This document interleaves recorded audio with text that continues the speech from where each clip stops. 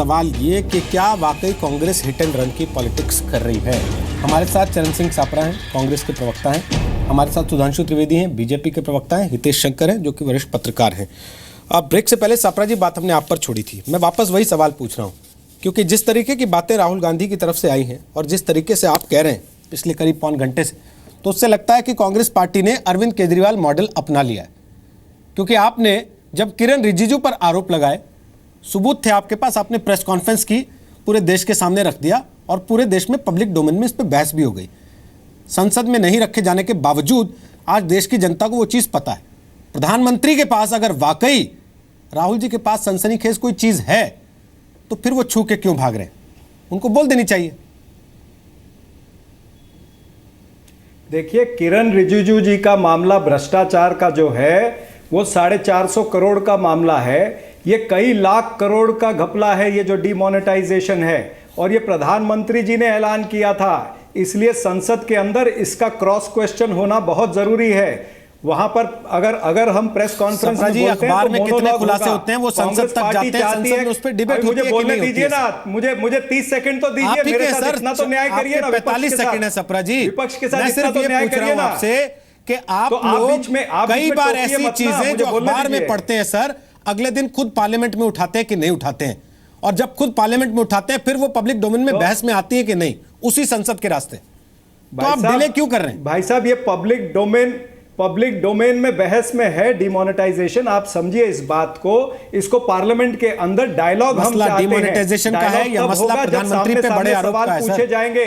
सवाल पूछे जाएंगे और जवाब लिए जाएंगे, तब ये पर्दाफाश होगा। प्रधानमंत्री जी ने 50 दिन के अभी जो सपने दिखाए हैं ना, कि 50 दिन में आतंकवाद खत्म हो जाएगा, भ्रष्टाचार खत्म हो जाएगा, देश की इकोनॉमी ऊपर चली जाएगी, ये 36 दिन में तो इसके विपरीत निर्णय दिख रहे हैं। ऐसा ना हो कि 50 दिन के बाद हम भारतवासी भी स्वर्गवासी तो खुश होना चाहिए इससे कि ये लोग वैसे ही हार जाएंगे।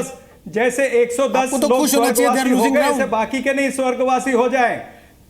ये जो देश की आर्थिक नसबंदी की है ना, आर्थिक नसबंदी मोदी जी ने, ये देश को बहुत भारी पड़ेगी। इसमें हम डायलॉग चाहते हैं और इसलिए पार्लियामेंट में चर्चा करना चाहते हैं। और पार्लियामेंट में मोदी साहब डायलॉग नहीं चाहते। वो तो समझते हैं कि वो सुल्तान है और बाकी देश गुलाम है, तो केवल वही बोलेंगे, सामने से सुनेंगे नहीं, और सामने से जो सुनेंगे उसका जवाब नहीं देंगे। ये तो नहीं चलेगा भाई। ठीक है, सुधांशु त्रिवेदी, क्या वाकई ऐसा है जैसा वो कह रहे हैं? आप सुल्तान समझते हैं खुद को और बाकी देश को गुलाम? भारत के राजनीतिक इतिहास में अगर किसी नेता को सबसे ज्यादा सुनाया गया है, सत्ता में आने से पहले भी और सत्ता में आने के बाद भी, तो वो हमारे प्रधानमंत्री श्री नरेंद्र मोदी हैं। इसलिए सापरा जी की बात कतई तर्कसंगत प्रतीत नहीं होती है। दूसरी बात मैं ये कहना चाहूंगा रोहित जी, अरे केजरीवाल जी का साथ तो छोड़िए, केजरीवाल जी तो फिर भी दिल्ली के मुख्यमंत्री हैं। राहुल गांधी जी तो कन्हैया के साथ जाके खड़े हो गए थे, जो एक शांत संघ का अध्यक्ष और वो भी आरोपी। एक जमाना था इंदिरा गांधी की कांग्रेस थी, जो बड़े बड़े नेताओं को कॉलेज के स्टूडेंट्स की तरह डील करती थी, और एक राहुल गांधी की कांग्रेस है कि कॉलेज के अध्यक्ष के साथ जाके खड़े हो गए।